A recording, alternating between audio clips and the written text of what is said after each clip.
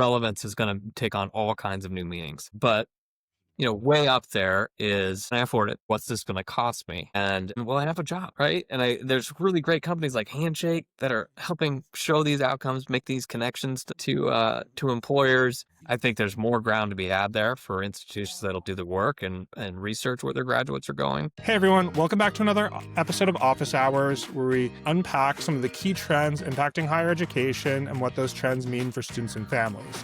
Today I sat down with Sam Waterson, who's the former president of RHB. His work touched hundreds and hundreds of colleges, and he gave some really fantastic perspective on current macro trends in higher education and where higher ed's going. This is an episode you're not going to want to miss, so let's jump right in.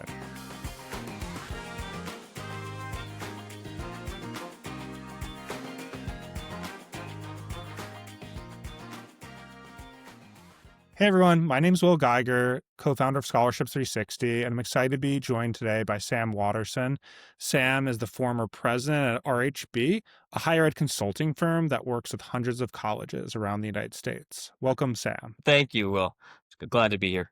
Yeah, so first question I'd like to kick things off with is, what do you think the biggest misconception or myth that the general public has about higher education? That's a good question. There are probably many um, myths or misconceptions just due to some relative opacity around the process of college admissions. Um, I think one of those is that there is quite a bit of complexity around enrollment decisions, and most enrollment offices are pretty data driven, and there's a lot of points and attributes about students that factor into an enrollment decision. So, there's all kinds of things on each side of the table, if you will. But frankly, some of these decisions are complex. They incorporate a lot of attributes that are about the students, and I think sometimes families can oversimplify, and that calls into question, why a student wasn't admitted. Related, I think another one is, um, there's a I think there's a misconception about how, how hard it is to get into college. I think NACAC tells us that more than 75% of colleges and universities admit more than half their student applicants. So I think those two mixtures, I think, families, I hope institutions help them, and organizations help them understand, the complexity of college admissions, but also the relative truth about how many options there are for students and families. Um, and often the media doesn't help us. I think the media kind of suppresses what we talk about, or at least highlights or concentrates to a certain set of institutions that don't reflect more broadly the optionality that families have. Yeah, I think even just, both the optionality and just the reality that the most selective schools are like educating such a small slice of Yeah. Mm-hmm. public. I think we don't talk a lot about like two-year colleges as well that are also Right. serving large numbers of students. So yeah, I think that's I think a really good call out. I think on your first point, it just makes me think about when I was on the school counseling side, and sometimes parents or students would try to figure out like how like one person got in and one person did it. And Right. your point, it's important to remember the colleges are balancing a lot of different priorities, and you just don't know what that priority might look like, and you don't know the full story of a student's like application. You don't, and that introduces some, trust issues. I encourage all of my clients to be as transparent as possible, and relevant as possible. Bring these institutional priorities to terms of the on the terms that the family can understand. I don't.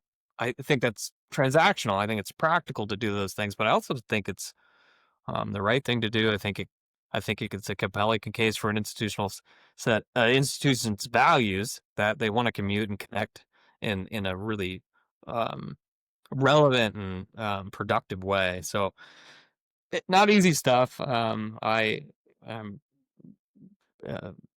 and I admire folks that dedicate their lives to this profession, and the best of them really do connect on a level that's really productive for students and families.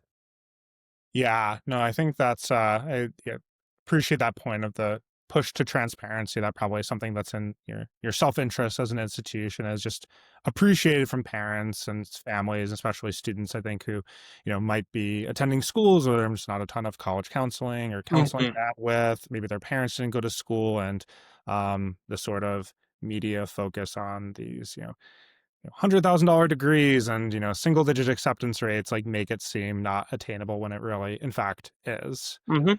Yeah. I'm curious to switch gears, a little bit. I know, a lot's been in the news about colleges facing tighter budgets and, federal funding freezes and, enrollment cliff. It seems like there's also it's also sort of tied to, a need for more generous financial aid from colleges and to, make that we've seen with these promise programs, that so many schools are rolling out, emphasizing that more. How it seems like those are kind of at odds, so how do colleges balance this need to offer generous financial aid with the tighter budgets? That's it. I don't know the answer. Not I don't think all of them are doing it that well. Yeah, I just was looking at a closure rate, um, data for the next 10 years from the Philadelphia Federal Reserve, and it's clear that these a lot of these factors cost, how much we're discounting, um, our ability to do leveraging, um, is are all pressured. Introduce the question of reliability around federal funding. Is that the kindest, most diplomatic way to say that? Um, Unreliability of one of that. I think we've created a real pickle. Um, and there has to be a point where I don't always believe that discount rate is the end all be all, but when discount rate I think in 24 was something around like 54% on average where it's a I don't know that's a sustainable situation either. Um, I do think that we're going to have a situation where with the attributes that go into leveraging those institutional priorities that shape a class. I think we're going to have to start um, uh, questioning those inputs because net income, net student revenue, will have to become the priority for the broad set of institutions that we're talking about, and particularly the most vulnerable. It's heartbreaking, but at the same time, the ability to pay if we can't figure out a new revenue model and a new cost model, generally a new business model. If no one will invest in or can solve the question of how do I thrive by getting smaller, then I think we're in a I think it's a I'll be optimistic, but it's a pickle. Yeah, yeah. Um, I think it also, to your earlier point about eroding trust, it just seems like, no, you can make a case that just you're discounting so much, and it just makes this conversation around pricing so much more complicating and confusing and opaque. And that's something that people, at a time when people are, questioning the value of higher ed, that, just gives a little bit more, credence to maybe it's, not worth it because the, prices are high and, even though the discount rate's high, it just makes it more confusing for families. yeah, I always defer to our financial aid experts out there, and there's some really great economists working on some of this stuff. But to your point about eroding trust, I mean, anytime price variability is opaque, some of it appears to be couponing almost. Then you introduce things like um, tuition resets, which most of the time are repackaging or a promotional endeavor. Um, oftentimes they work, and oftentimes they don't. But they're short term. There's just a lot of movement here that makes a family say, "Well, what is it really? What is it really?" And what a hard point that I found with clients was, um, in a lot of situations, it costs more than the sticker to get a student through the institution, and that was that. How do Hmm. you explain that? Um, and part of it is we're trying to explain it on a real business model when it's Yeah. not. It's not the point of the institution to generate a surplus of cash. It's admirable. I mean, what are we going to do with it? But that's not the business model. But that's the language we're using. Yeah. It's a difficult thing to connect. What you mentioned, and maybe there's better business model for higher ed. Have you thought about that at all? What that like could look like, or any model, any I'm tools? not smart enough. I'm not smart enough, Will, but there's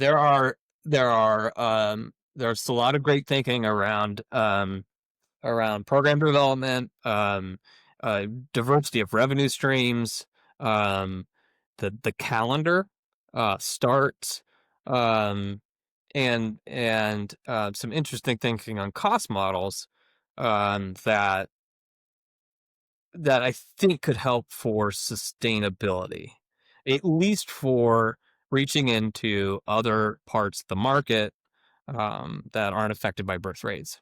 Mhm. And there's interesting thinking going on there. Uh, Higher ed is uh,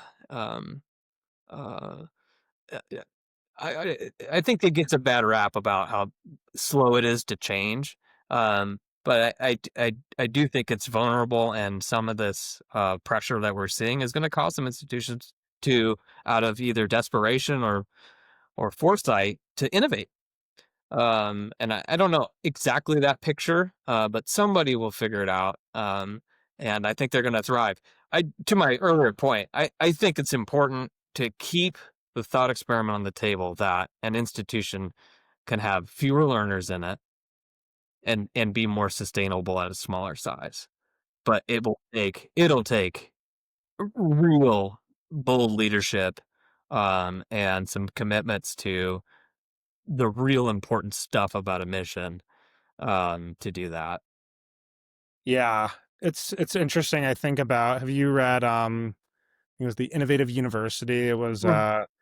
Clay Christensen, and I'm trying to remember the co-author. Wasn't trying to remember what the co-author was, but yeah, it's kind of just made me think of the sort of mimetic. It made that was a big thread in the book. Just colleges like sort of like copying one another Mhm. ways with going back to Harvard had a 4 year degree to they the history of that I guess was to able to charge more money over 4 years, and then other colleges followed suit in the U.S.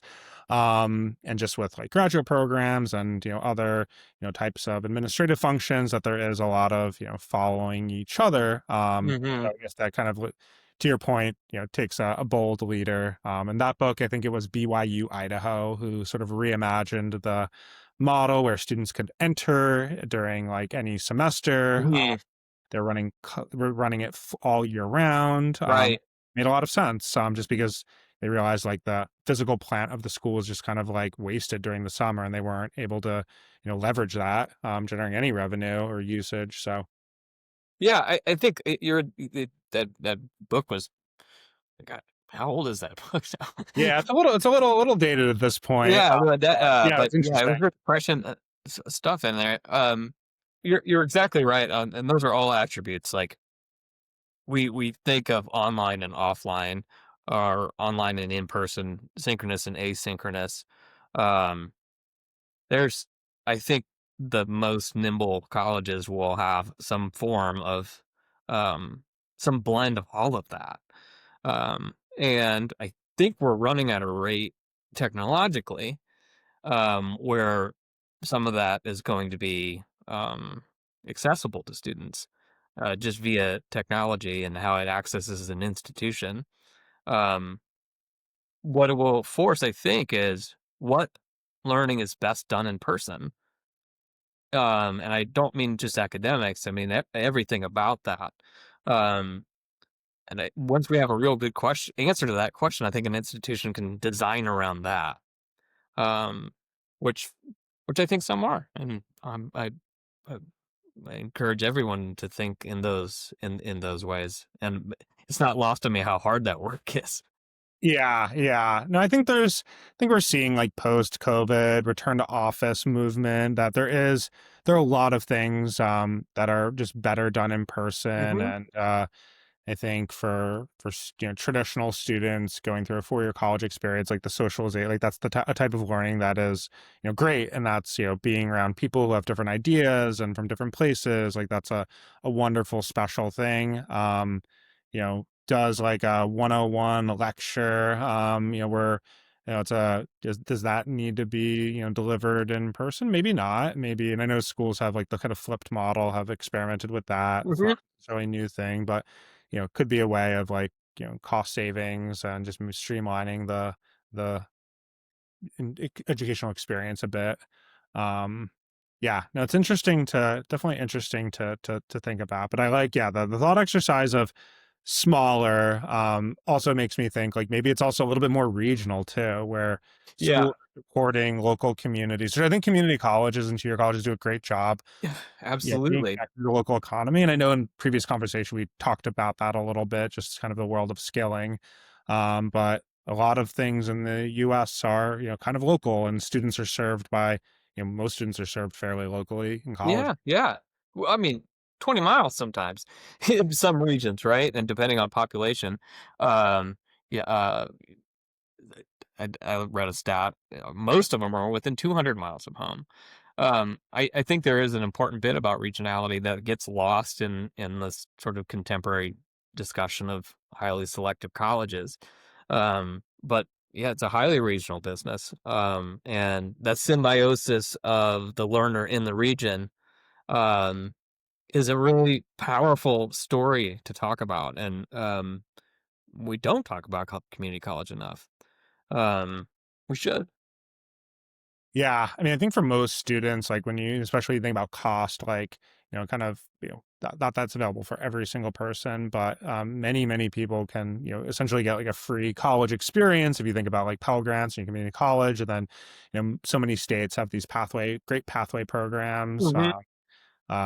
that allow you to transfer to a 4-year school, sometimes private, sometimes public, which is great. And yeah, I think that can be um, unfortunate sometimes, and that's like seen as like an inferior option Right, for. a less Yeah, than uh, pathway, and that stigma persists. I think it'll persist as long as we allow everyone else to trade on prestige. yeah, yeah, And that I don't think that polarization is necessarily going away right now, um, among other many things. But absolutely, there are some great programs for students to get access to degrees. They need their own. They need their own energy, and uh, I think that largely is drowned out. Um, hopefully, hopefully that'll change.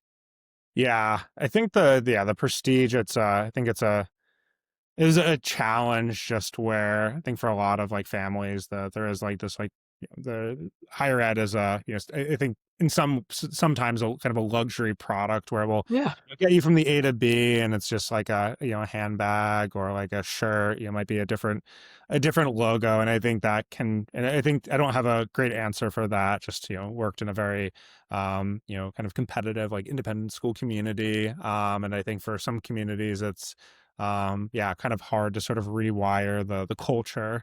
I was excited about I don't know if you've read it yet, Jeff Salango's new book. I haven't, but Yeah, yeah. I've seen, yeah, so many people talking about it on like X and LinkedIn. But I think it's good, just a reminder that there's other schools that are doing phenomenal work, that are you know great too. And it's not just this handful of highly selective institutions. yeah. If we needed another list, I think we need to keep as a higher ed marketer by trade.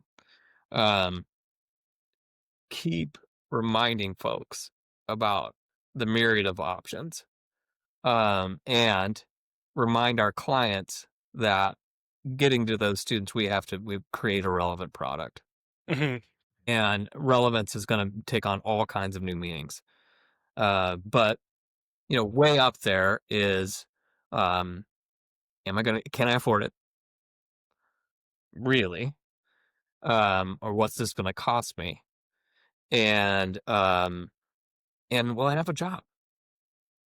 Right? And there's really great companies like Handshake that are helping show these outcomes, make these connections to employers. There's all these great things around that, and we stop short of that often, I think, with some bumper sticker statistics about placement and things like that. I think there's more ground to be had there for institutions that'll do the work and research where their graduates are going. Um, and how their academic programming is preparing the student for that. That's Students are clamoring for that evidence. Um, but I think we stopped short of where we could go on some of those, and it gets wrapped up in ROI, and that's very Yeah. fuzzy. And um, Yeah. I think meaningful outcomes for students, in a way that they can understand them and create tangible examples. Um, those institutions are really thriving. Yeah, no, I completely agree, and I think there's going back to the kind of thought exercise around like business model and funding, because you could imagine a world where there's a role for private sector, just to like have a more vested interest in outcomes, and I guess what I struggle with a little bit is I think at many schools like or just taking a step back, educate their colleges are such like complicated organizations. They're doing so many different things. There's, the learning. There's the career services. Some are running essentially like professional sports franchises. Yeah, right. A So it's hospital, a very all under one roof, and it's an right? incredibly like complicated entity. So I don't know. I don't know how like the certain professors and provosts would feel about like Microsoft plowing money into like develop like AI training at whatever Mhm. school. Just like making up an example. But yeah, it might be. I mean, it would probably make that part of the learning more relevant for students and prepare them, and also for Microsoft ensure that they have a a pipeline of talent who is workforce ready.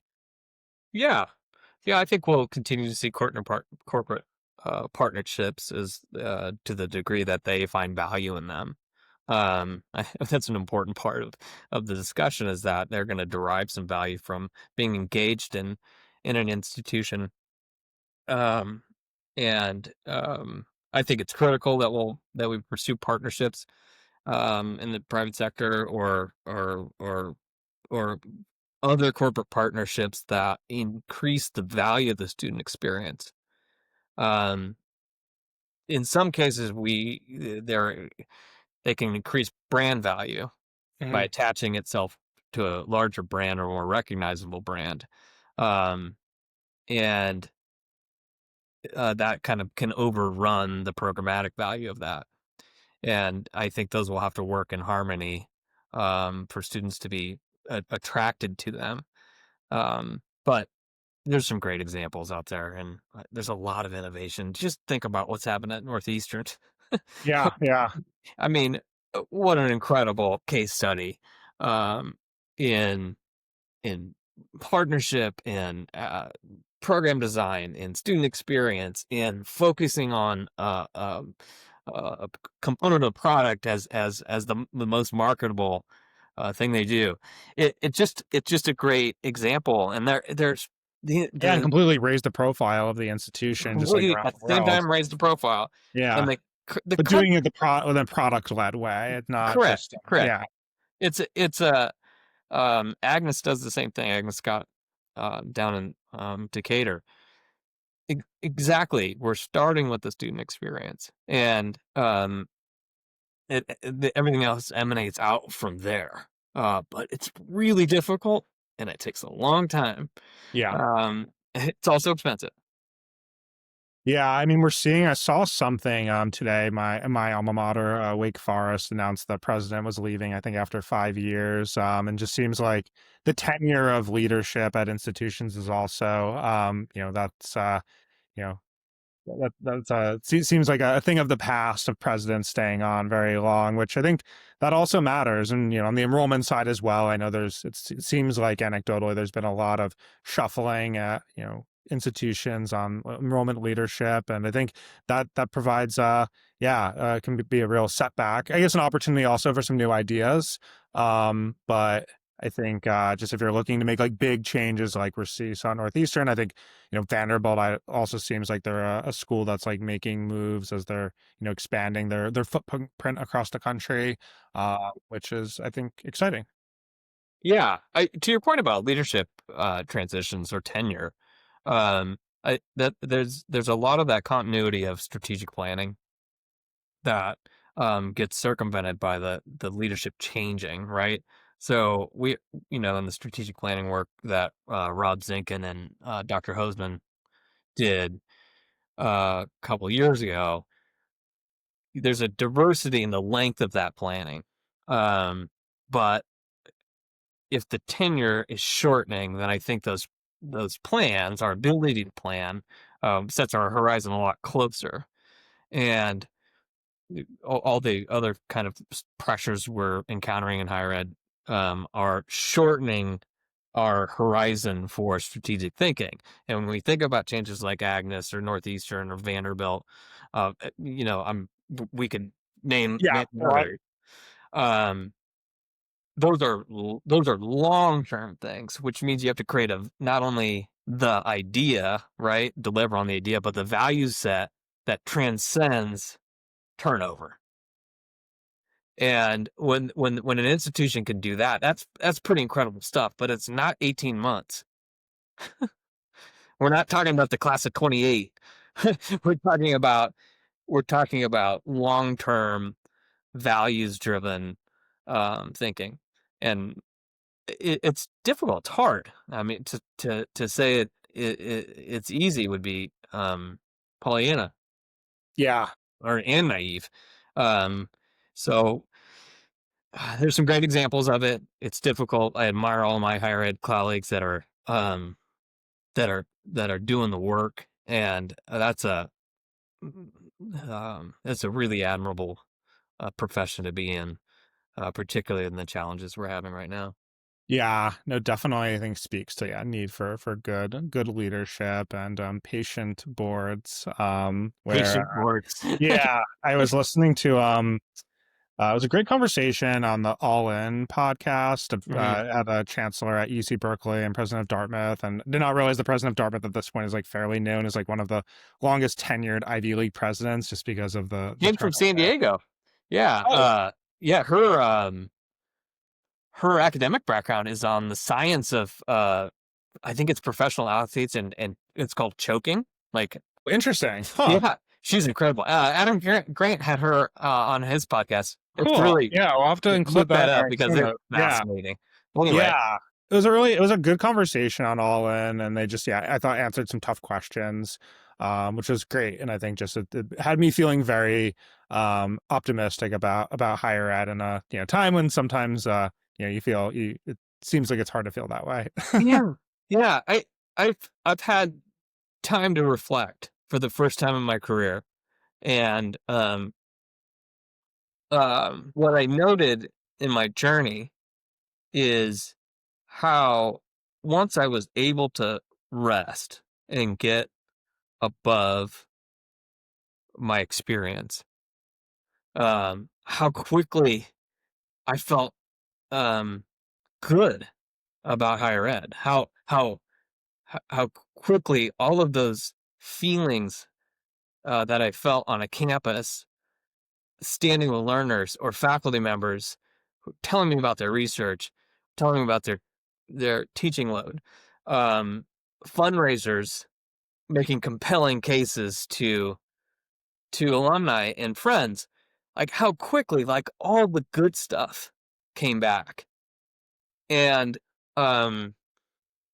the the optimism was a sign of a different point in my career, and that we could look at all the good stuff too. Um, when you're challenged with the tyranny of the urgent or the Yeah. news cycle being so fast. That's a luxury that I have. Yeah. Yeah. But the gift it gave me was to be optimistic. And that's not something anybody not a lot of people get that. And Yeah. I'm eternally grateful for the journey I'm on now. And that's I think that's great advice. Also, I think it's good advice for students too, who feel like everything is so urgent and such a rush that you must go from college, high school to college to job, and it's taking some time, especially like choosing a college, choosing your first job, taking a pause. You have that luxury, especially when you're younger and the mhm, stakes are a little lower. That can be, I think, really really helpful. And I think a lot of students put so much pressure on themselves just to have yeah. everything figured out so early, and not necessarily thinking like the bigger picture or taking the time to like decompress and figure out what they want next. Yeah, yeah, and hopefully the discourse on mental health, um, the opportunities that that technology is affording us to take care of students, um, and whatever form that takes of reflection and pace, um, it that more students can have it. It is a little bit of a luxury to take a gap year. It is a little bit of a luxury, but again, once we create conceptual ideas about what it means to stop and think and pause, and then we can change the format of it and make that more accessible for students or more top of mind to make sure we're focusing on the important and taking a long term view of the front part of your life. Yeah, no, I think I think our culture unfortunately is not sometimes set up where it's like things that are right in front of us and algorithms and just being fed things that we're reacting to versus taking a step back. And I think it's definitely I think it's a struggle, but something at least like you're pausing and thinking about, Yeah, right. from time to time. Um, well, I think that's a great note to leave on, Sam. Sure. Really appreciate the time. I think there's a lot of really great information for students and families, just like a little bit like what's going on behind the scenes at in these schools, and just some food for thought for folks. I know there's some parents of younger students, just learning a little bit more about what's going on in higher ed, some of the things you might be thinking about as you're, considering colleges and visiting campuses. So yeah, really appreciate the time. Yeah, thanks for the invitation. It's fun. Thanks, Sam. Glad to be here. Thanks. Hey, have a good day. You too.